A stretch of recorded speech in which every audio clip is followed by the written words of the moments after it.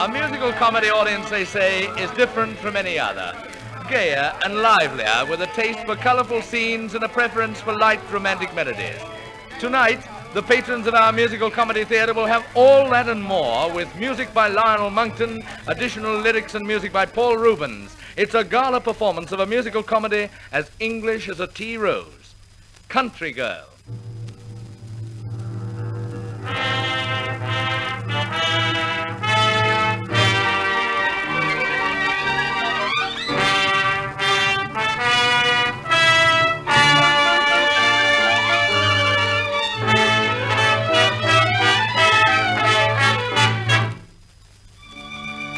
The rich folds of the ruby-red velvet curtains soar into the proscenium loft, and a Devonshire landscape comes alive before our eyes. Villagers and picturesque rustics take their ease on the village common. The scent of new moon hay is in the air. It is a time for sighing and wooing, and the entrance of Nan, the vivacious village belle, whips the male population into a frenzy of admiration. Nan is as pretty as a briar rose, sweet as apple cider. But to the overtures of all her suitors, she has a ready answer. Try again, Johnny. Johnny came from London town for a bit of fun, in a little suit of brown with a little gun. And he meant to try his odds on the girls in rural parts, wink at them and break their hearts. That is how it's done. Try it on, Johnny, try it on, do. Fair village maids are the right sort for you. Lasses in London set hearts a whirl, but they're not half so fetching as a Devonshire girl. Try again, Johnny, try again, do. Fair village maids seem a bit more to you. Lasses in London, you set a whirl, but you can't get the better of a Devonshire girl. Courted Sarah Jane, very fine and fond, followed her along the lane and a bit beyond. Then he tried to take a kiss, but she dodged and made him miss, and he tumbled just like this, right into the pond. Try again, Johnny, try again, do. Fair village maids seem a bit cold to you. Lasses in London, you set a whirl, but you can't get the better of a Devonshire girl. Try again, Johnny, try again, do. Fair village maids seem a bit cold to you. Lasses in London, you set a whirl, but you can't get the better of a Devonshire girl. Nan loves Geoffrey Challoner, the squire's son. But Geoffrey, who is away with the fleet, loves Marjorie. And Marjorie keeps true to Geoffrey with touching old-world fidelity. As Nan retires to the rose-covered cottage up left, Marjorie makes her entrance over a stile up right, a charming mixture of rustic simplicity and West End grooming. And with a flashing smile of acknowledgement and an even warmer glance at the expensive seats, Marjorie signals imperceptibly to the conductor, who, in turn, signals to the orchestra, and we hear her first number, evocative, nostalgic, cool. Over the hills and far away, borne on a summer breeze. What is that sound that comes this way, echoing through the trees? Children's voices that shout for joy.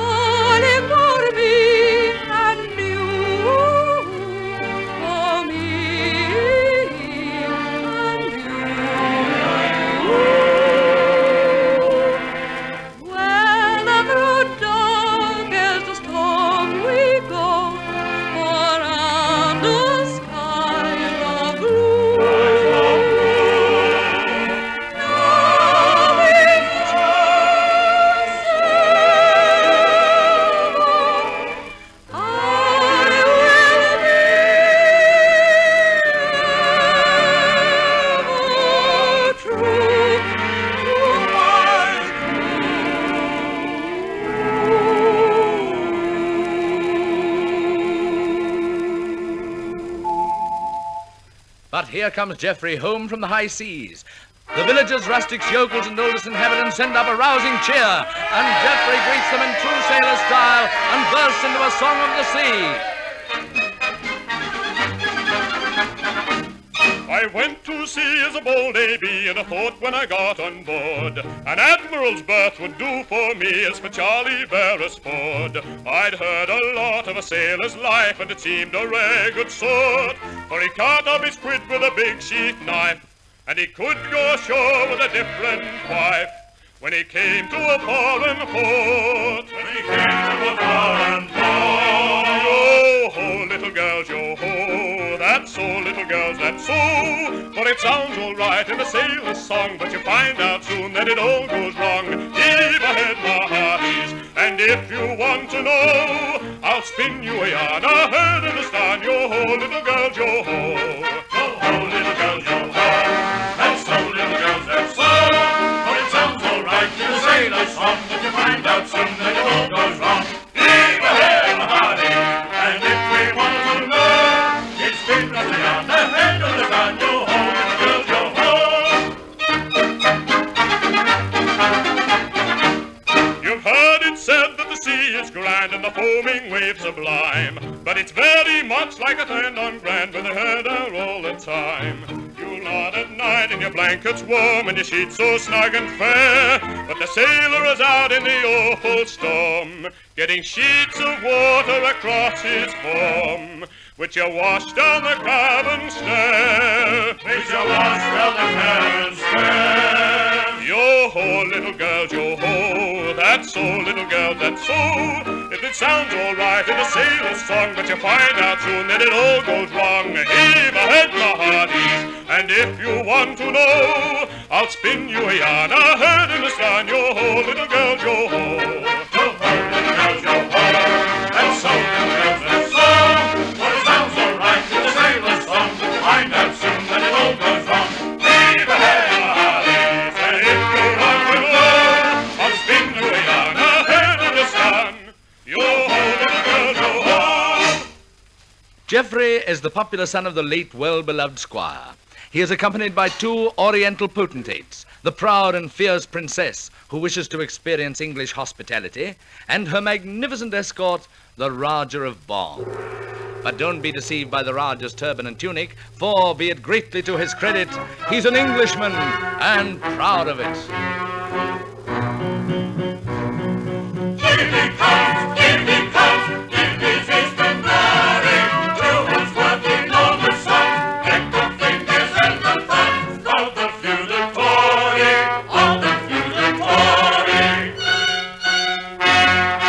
This resplendent, independent Rajah of renown makes election for protection of the British crown. Cheer him, all the throng. Hurrah for the Rajah, the Rajah of Bong.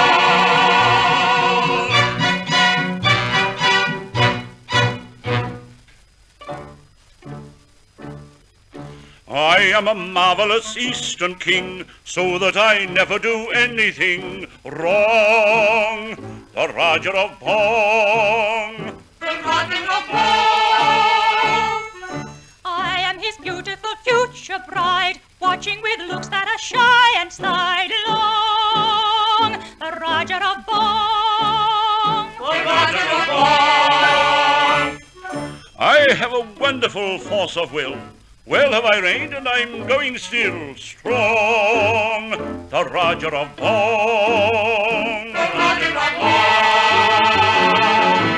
And you will possibly have to ring bells for myself and the Rajah ding dong. The Rajah of Bong. The Rajah of Bong.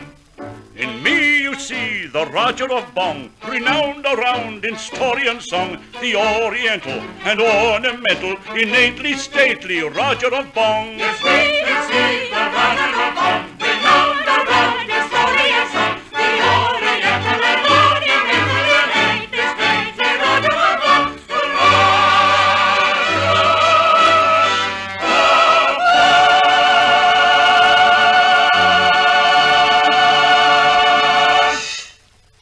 Geoffrey has a busy time of it with the two charming girls both in love with him, and his man Barry, who provides the comedy relief, promptly pairs off with an old love of his, Sophie the dressmaker.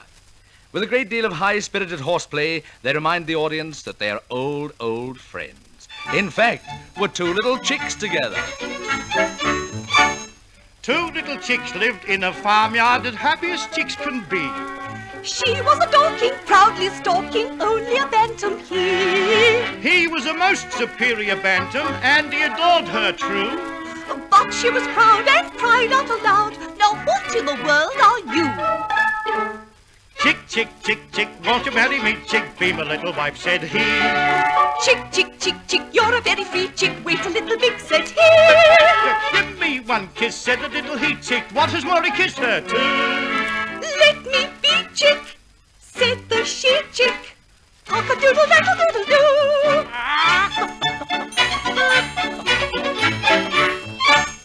These little chicks went up to London, off to the Smithfield show. She very gaily boasted daily, "I'll win a prize, you know." To her amazement, bold little bantam, he carried off first prize. What carries weight, I beg to state, is plenty of blood, not size.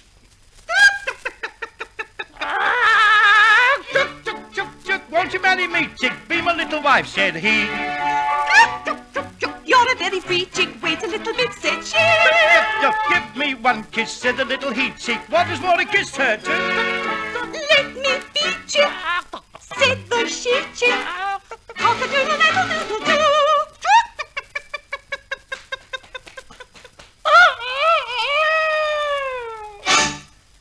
Resuming our story of the country girl, Geoffrey's love life is much more complicated than his manservants. Not only has he two English lovelies to cope with, but the imperious princess, whose attitude towards her lovers is distinctly high-handed, informs Geoffrey that she has chosen him for her mate, and to him issues this amorous ultimatum. Over the mountain passes, under the peaks of snow, forest and alone, close to the dawn, that is the land I know. Meadows of waving grasses, wonderful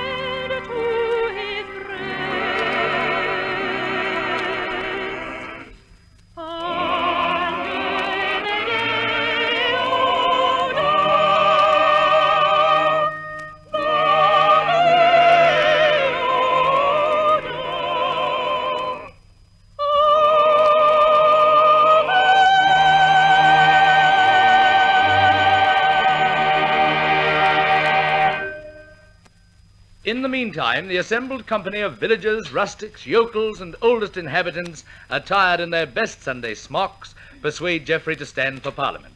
There is a vacancy created by the death of his father, the old squire, and when Geoffrey finally accepts nomination, the villagers wave their hay rakes and everybody cheers. Everybody, that is, except Nan. All her life she has loved Geoffrey, and now that he has returned, she knows that his love is for Marjorie. Nan can be proud too, and through her tears she sings, "I can laugh, I can love." The world was not for pain, not for remorse.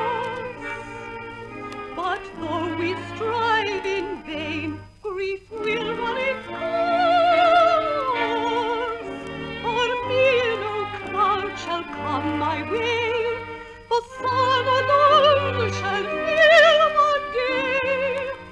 A reckless, glorious game I mean to play.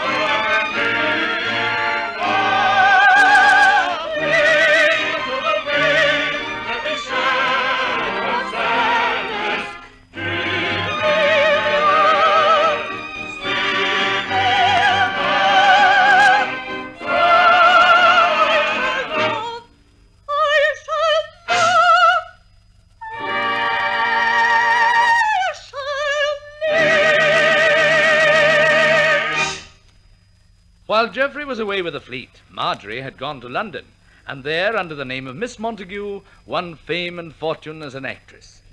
But now Geoffrey is a member of Parliament, and when he receives an invitation to a ball at the Ministry of Fine Arts, he goes to the ball, and the inevitable happens. It is an impressive, brilliant scene. The galleriites love it, the wardrobe department dread it, and when Geoffrey is introduced to this actress person, he is struck by her resemblance to someone. A little country girl he once knew. Only a peasant, of course, but for a peasant, pleasant. And here's the rub. He still loves that little girl. Dear little maid, I can recall her clearly. Sweet was her voice, and tender was her glance.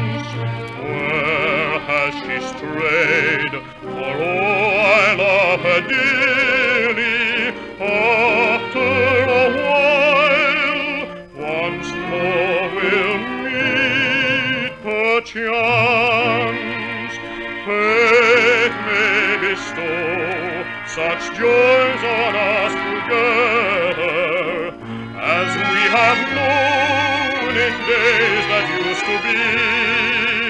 Days long ago, when roaming o'er the heather, she alone was all the world to me.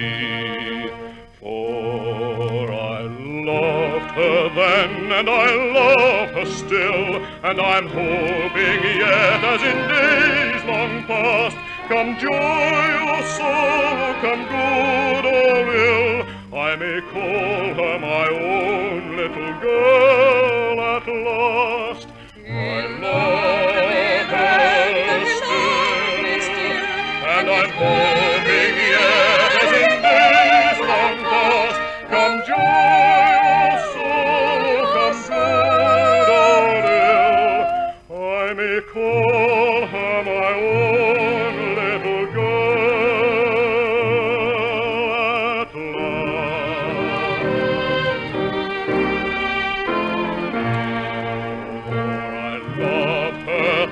and I love her still, and I'm hoping yet, as in days long past, come joy or sorrow, come good or ill, I may call her my own little girl at last.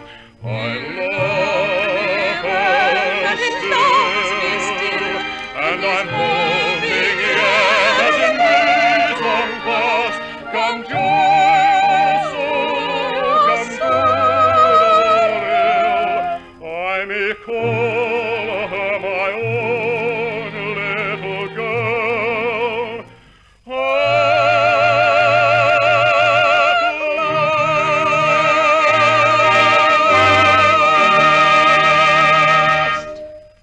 Marjorie enjoys the situation, and when Geoffrey proposes to her, she very sensibly insists that he obtain the consent of his country girl. Lord Anchester, who loves the theatre and actresses, asks Marjorie to favour the company with a little chanson, and when she sings the little song of their childhood days, Geoffrey knows that Miss Montague is the country girl, and here's at last. The masquerade is over. Love holds sway, and the excitement works up to such a pitch that the Rajah takes his departure for the Valley of Bong. And peace, perfect peace.